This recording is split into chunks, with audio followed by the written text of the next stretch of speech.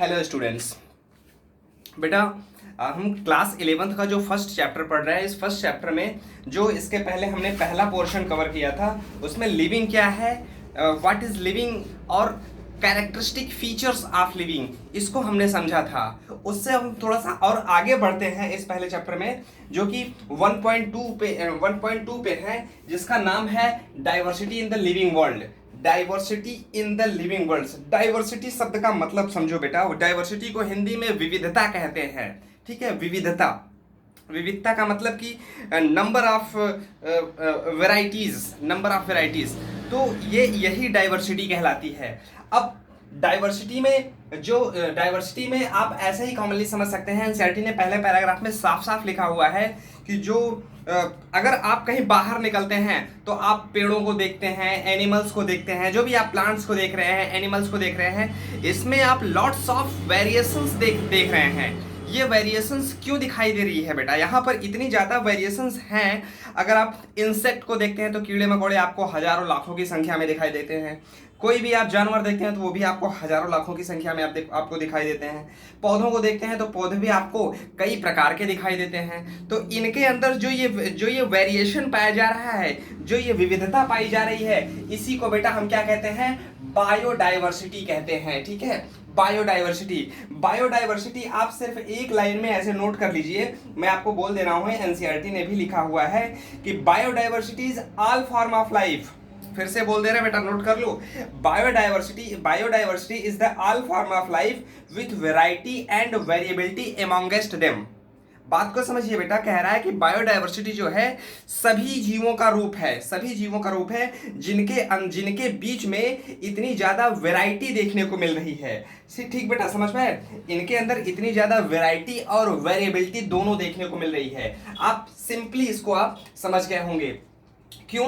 क्योंकि एनसीईआरटी ने एक डाटा दिया हुआ है कि लगभग हमारे यहाँ जितनी भी स्पीसीज पाई जा रही हैं, स्पीसीज जिनको प्रजातियां कहते हैं, ये स्पीसीज की संख्या बेटा कितना है? 1.7 से 1.8 मिलियन। 1.7 से 1.8 मिलियन प्रजाति पाई जाती है प्लांट्स और एनिमल्स को मिला करके। ठीक है, तो जब इतनी ज्यादा वेरिएशन पाया जा रहा है, इसी को क्या कहते हैं बेटा? हम बायोडाइवर्सिटी कहते हैं। ठीक है, बायोडाइवर्सिटी आपको यहाँ पर क्लियर हो गया होगा। अब आगे बढ़ते हैं कि इन बायोडाइवर्सिटी में आप इतनी ज्यादा स्पीसीज को आप देख रहे हैं। इन सारी स्पीसीज को आप लोकल एरिया में आप उसको किसी और नाम से जानते हो। एक एरिया को छोड़ करके अगर दूसरे एरिया में वही स्पीसीज दूसरे नाम से जाना जा रहा है, वही स्पीसीज किसी थर्ड जगह पे किसी दूसरे नाम से जाना जा रहा है। तो इन सारे स्पीसीज में जो स्पीसीजेस हैं, ये फ्रॉम लोकल टू लोकल इनके नाम वेरी करते रहते हैं। है एक ही स्पीसीज लेकिन वो अलग अलग नाम से जाने जाते हैं। इवन कंट्री में ये अलग अलग, एक कंट्री में किस नाम से जाना जा रहा है, दूसरी कंट्री में किसी और नाम से जाना जा रहा है। तो इन सारे स्पीसीज को जो भी इतनी सारी स्पीसीज दिखाई दे रहे हैं, इन सभी के सभी स्पीसीज को हमें बेहतर तरीके से जानने के लिए कुछ स्ट्रेटजी अपनानी होगी, कुछ तरीका अपनाना होगा, जिसे हम वर्ल्ड वाइड इस एक स्पीसीज को उस पर्टिकुलर नाम से जाना जा सके। ठीक है बेटा, इन सभी स्पीसीज को एक पर्टिकुलर नाम से जानने के लिए एक कुछ विशेष संस्था होती हैं, वही इनका नामकरण करती हैं। ठीक है, जिनको हम नॉमेनक्लेचर कहते हैं। नॉमेनक्लेचर सिर्फ आप एक लाइन में इसको भी नोट कर लीजिए बेटा कि नॉमेनक्लेचर क्या होता है कि the need to standardize the naming of living organism is to make it unique. कहने का मतलब ये है कि जो स्पीसीज हैं उसको एक विशेष ऐसा नाम दिया जाए कि जो सिर्फ यूनिक हो, वो सिर्फ उसी जीव के लिए हो, ऐसा नाम दे, ताकि वो हम एक पर्टिकुलर नाम से वो पूरे वर्ल्ड वाइड जाना जा सके। ठीक है, तो जो नॉमेनक्लेचर करने की जो मैंने कहा कि जो संस्था होती हैं, ये दो संस्था होती हैं जो इनका नॉमेनक्लेचर करती हैं। यदि वो एनिमल्स है, ठीक है ना, एनिमल्स है तो उसको नामकरण करने का, नॉमेनक्लेचर करने का काम करती है ICZN। ठीक है ना बेटा, international code, international code for zoological nomenclature, याद रखिएगा बेटा, international code for zoological nomenclature, NCERT ने भी दिखा हुआ है, यहां पर लिख दे रहे हैं, international code for zoological nomenclature, नाम याद रखिएगा बेटा, यहां पर फॉर है, नोमेनक्लेचर, नोमेनक्लेचर। अगर वो प्लांट है, ठीक है ना, अगर वो प्लांट है, ये किसके लिए कर रहा है बेटा, एनिमल्स के लिए कर रहा है, ठीक है ना, एनिमल्स का नोमेनक्लेचर कर रहा है। अब अगर वो प्लांट है तो प्लांट को नोमेनक्लेचर करने के लिए एक दूसरी संस्था होती है जिसको कहते हैं आईसीबीएन, ठीक है, ICBN, international code for botanical nomenclature, international code for botanical nomenclature,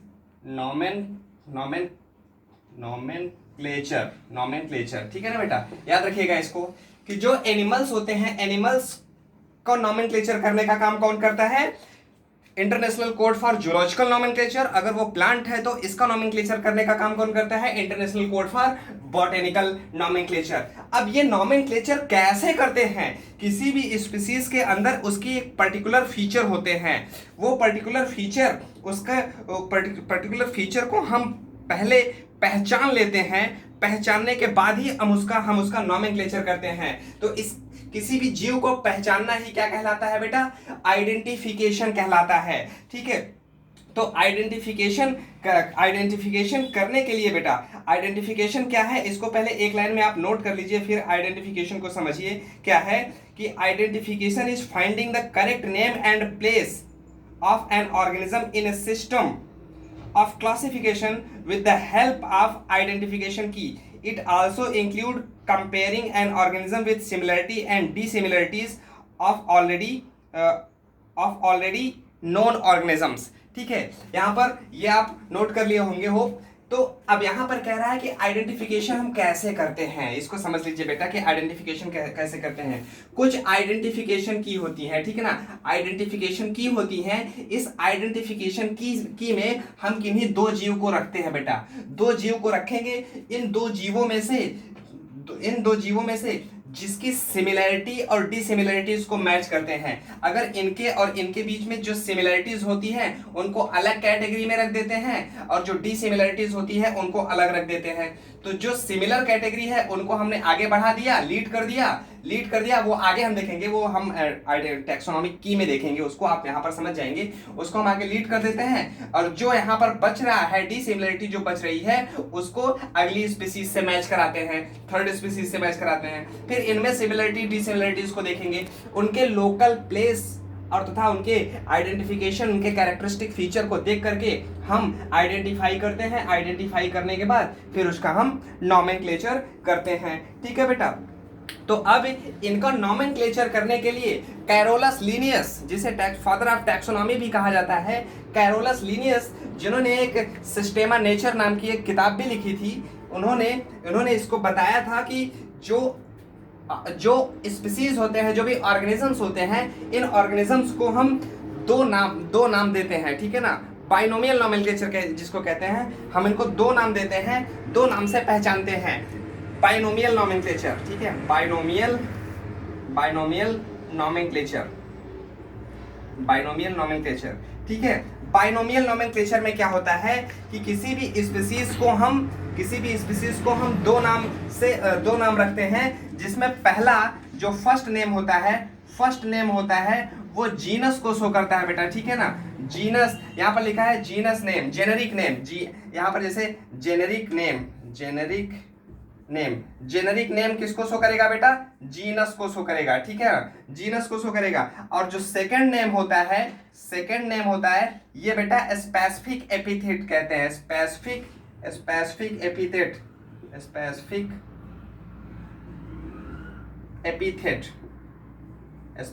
epithet. ये बेटा फर्स्ट नेम जेनेरिक नेम होता है जिसको जीनस कहते हैं, सेकंड नेम स्पेसिफिक एपिथेट होता है जिसको क्या कहते हैं बेटा, स्पीसीज कहते हैं, ठीक है ना, स्पीसीज कहते हैं। ये आपको क्लियर हुआ। किसने दिया बाइनोमियल नोमेनक्लेचर, कैरोलस लिनियस ने दिया था, जिसको हम फादर ऑफ टैक्सोनॉमी भी कहते हैं, ठीक है। इतना आपको यहाँ पर क्लियर हो गया होगा।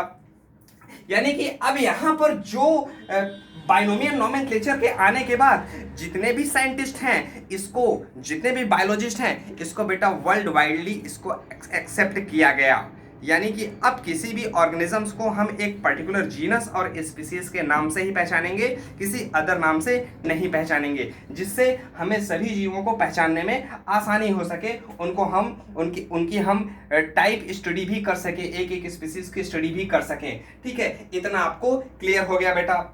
अब जैसे यहाँ पर दिया हुआ है कि अगर हम किसी भी ऑर्गेनिजम्स का हम बाइनोमियल नोमेनक्लेचर अगर लिखते हैं तो बाइनोमियल नोमेनक्लेचर में यहाँ समझने के लिए हम उसको लिखने का अपना एक अलग तरीका होता है, उसका अपना एक स्टैंडर्ड होता है, उस स्टैंडर्ड को हम समझते हैं। इसको मिटाते हैं बेटा। तब तक बेटा जो नोमेनक्लेचर है, नोमेनक्लेचर करने के लिए कुछ हमारे पास रूल्स होते हैं। एनसीईआरटी ने 4 पॉइंट को यहाँ पर नोट किया हुआ है, पेज नंबर 7 पे है। यहाँ पर लास्ट लाइन में लिखा other universal rule of nomenclature are as follows. ठीक है, ये चारों रूल्स में आप समझिए। पहले जब हम किसी भी ऑर्गेनिजम्स का नोमेनक्लेचर करते हैं, उसका जब नाम रखते हैं तो उसके नाम की जो नाम होता है उसका अर्थ जो होता है बेटा, वो जो नाम होता है उससे हम लैटिन में रखते हैं। ठीक है ना बेटा, नाम जो नेमिंग जो करते हैं, नेमिंग जो होता है वो लैटिन वर्ड में होता है। ठीक है, लैटिन वर्ड में होता है। और जब हम उसको लिखते हैं, उस नाम को जो ऑर्गेनिजम्स को रखा जा चुका है, ये जो उस नाम को अगर हम लिखें तो उसको हम बेटा, उसको अगर रिटन किया जाए तो वो बेटा इटैलिक में होता है। ठीक है ना, इटैलिक में ये नाम रखा जाता है। ठीक है, अब आपको पता है कि जैसे हम एक एग्जांपल लेते हैं जो एनसीईआरटी ने भी लिखा हुआ है कि मैंगो का बॉटेनिकल नाम क्या होता है बेटा? आम। जैसे आम तो हम यहाँ कहीं पर हिंदी में आम कहते हैं, अंग्रेजी में मैंगो कहते हैं, लेकिन ये तो जगह जगह पर इसका नाम चेंज हो सकता है। लेकिन जो इसका साइंटिफिक नेम है जो नोमेनक्लेचर किया गया है वो होता है बेटा मैंजीफेरा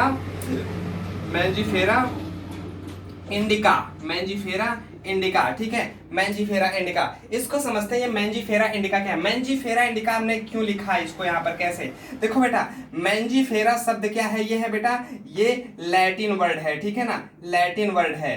कैसा वर्ड है? लैटिन वर्ड है। और ये क्या है? ये बेटा भारत में इंडिया में ये पाया गया था, इसलिए इसका ये प्लेस का नाम है, इसलिए इसको हम इंडिका कहते हैं। ठीक है ना, लैटिन में इंडिका कहते हैं इसको। ठीक है ना, मैंजीफेरा इंडिका। इतना आपको यहाँ पर क्लियर हुआ। लेकिन इसको हम जब लिखते हैं बेटा, तो वो हम इटैलिक में लिखते हैं। अगर हम प्रिंट कर रहे हो फोन पे या फिर सॉफ्ट जो लैपटॉप होते हैं उस पर अगर हम प्रिंट कर रहे होते हैं तो वो थोड़ा सा तिरछा होना चाहिए, इटैलिक लेटर में होना चाहिए। ठीक है ना, ये कहने का मतलब आप इसको सिंपल समझिए कि जब हम किसी भी स्पीसीज का अगर हम नाम लिखते हैं, जो कि वो जीनस, एक पहला नाम उसका जीनस होगा, दूसरा नाम स्पीसीज होगा। यहाँ पर ये क्या है बेटा? ये जीनस है, ये क्या है? स्पीसीज है। ठीक है, जीनस और स्पीसीज। इसको बेटा जब हम प्रिंट करते हैं तो ये होता है बेटा किसमें? इटैलिक में होता है। ठीक है, इटैलिक में होता है। अगर इसको हम हैंड रिटन में लिखें तो इसको क्या कहेंगे बेटा? हम अंडरलाइन कर देते हैं। ठीक है बेटा, अगर इसको हम हैंड रिटन में लिखते हैं तो इसको अंडरलाइन कर देते हैं। जैसे मैंने यहाँ पर मैंजीफेरा इंडिका लिखा हुआ है तो मैंजीफेरा को हमने सेपरेट अंडरलाइन कर दिया है, इंडिका को सेपरेट अंडरलाइन कर दिया है। ऐसा इसलिए क्योंकि हम लोग जब लिखते हैं तो ऑलरेडी आड़ा तिरछा हम लोग लिखते हैं ना, तो इटैलिक जो है प्रिंट करेंगे तो वो तो साफ साफ क्लियर लग जाता है कि हाँ इटैलिक वर्ड में लिखा है। लेकिन अगर हैंड रिटन में लिखते हैं तो वो क्या होगा?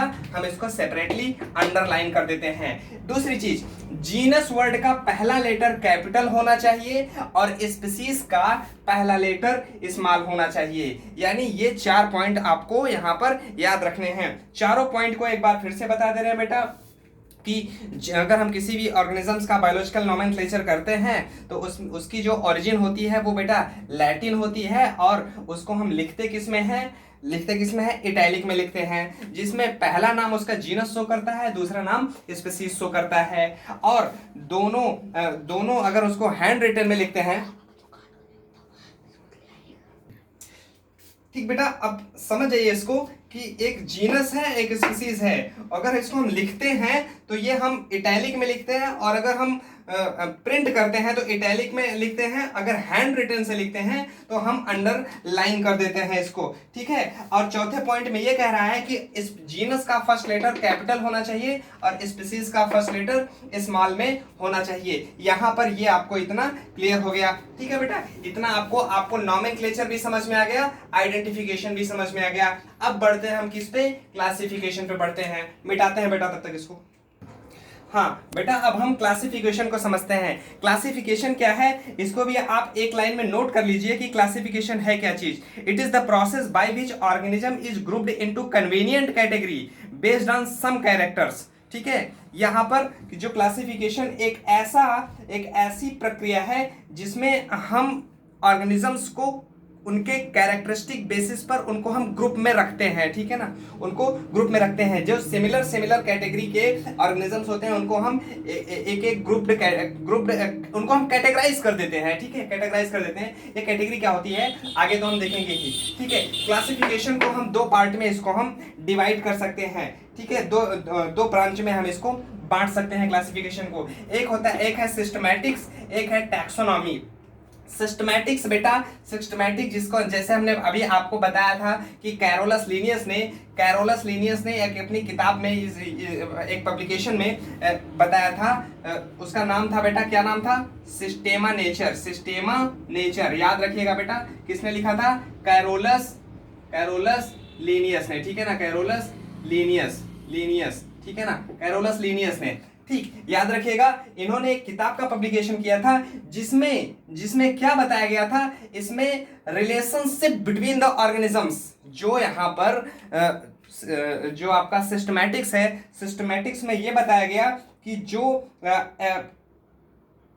ऑर्गेनिजम्स के बीच के रिलेशनशिप की स्टडी किया जाता है, ठीक है ना। इसमें क्या होता है, in this the study of relationship between the organisms,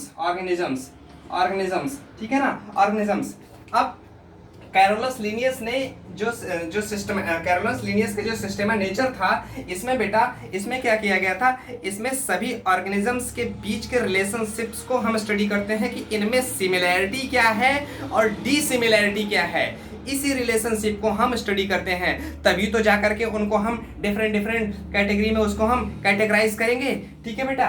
तो जिसको कैरोलस लीनियस ने डिस्क्राइब किया था उसके नाम के आगे लिन लग जाता है। जैसे मैंगो को इन्होंने डिस्क्राइब किया था, क्या, मैंजीफेरा इंडिका, ठीक है ना, मैंजीफेरा इंडिका। इसको हमने अंडरलाइन कर दिया, और क्या है आगे, लिन सब लिन को अंडरलाइन नहीं करेंगे। लिन का मतलब ये है बेटा कि इसको लीनियस ने डिस्क्राइब किया था, ठीक है ना, याद रखिएगा। और एक आध एग्जांपल जैसे यहाँ पर है, मैन का जूलॉजिकल नाम क्या होता है, साइंटिफिक नेम क्या होता है, आप कहोगे होमो सैपियंस, ठीक है ना, होमो सैपियंस। इसको हमने अंडरलाइन कर दिया, पहला लेटर कैपिटल, दूसरा लेटर स्मॉल, यानी जीनस का कैपिटल और स्पीसीज का स्मॉल, यानी ये आपको यहाँ पर क्लियर हो गया। सिस्टमैटिक्स क्या है, इतना क्लियर हुआ बेटा। अब देखते हैं हम लोग क्या है, टैक्सोनॉमी क्या चीज है। टैक्सोनॉमी को भी समझ लीजिए, इसको भी नोट कर लीजिए बेटा। हम आपको बोल रहे हैं क्या है, यहाँ पर एनसीईआरटी ने भी दिया है, हमने उसको सॉर्ट आउट करके एक पेज में हमने इसको लिखा है। यहाँ पर जगह कम होने की वजह से हम लिख नहीं पाते हैं, बोल देते हैं आपको, नोट कर लीजिए इसको। It is the process of classification of all living organism into different taxa based on their characteristics. Note कर लिया बेटा। दूसरे पॉइंट पे आ जाओ। Any organisms is grouped into convenient category based on some easily observable characteristics. The scientific term of these category is called taxa. बात को फिर से समझ लीजिए बेटा, यहाँ पर तीसरा पॉइंट भी नोट बोल दे रहे हैं, नोट कर लीजिए, फिर इस तीनों पॉइंट को हम समझा देते हैं एक बार फिर से। इसमें लास्ट में क्या है, तीसरा point, characterization, identification, classification and nomenclature are the process that the basis of taxonomy, that is the basis of taxonomy. अब यहां पर पहले पॉइंट को समझिए, पहले पॉइंट में क्या कह रहा है, ठीक है बेटा। इसमें क्या है, हम सभी जो ऑर्गेनिजम्स होते हैं, ऑर्गेनिजम्स को हम ग्रुपिंग करते हैं, ग्रुपिंग करने के बाद उनके हम कैरेक्टरिस्टिक्स के आधार पर इनको हम क्लासीफाई करते हैं। हमने सभी ऑर्गेनिजम्स को ग्रुप में रखा, ग्रुप में रखने के बाद हमने उनको आइडेंटिफाई किया, आइडेंटिफाई करने के बाद उनको हमने क्लासीफाई कर दिया डिफरेंट डिफरेंट ग्रुप में, ठीक है बेटा।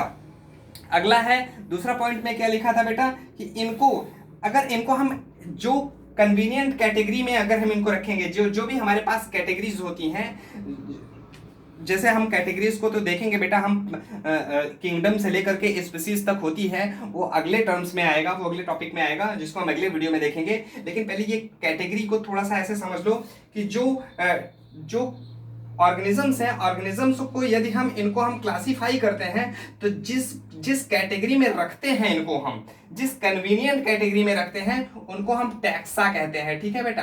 टैक्सा याद रखिएगा, ठीक है।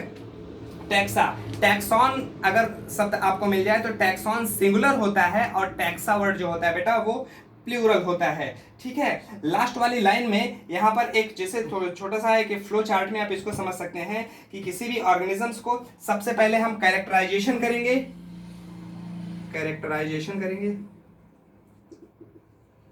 फिर उसके बाद आइडेंटिफिकेशन करेंगे, ठीक है ना। आइडेंटिफिकेशन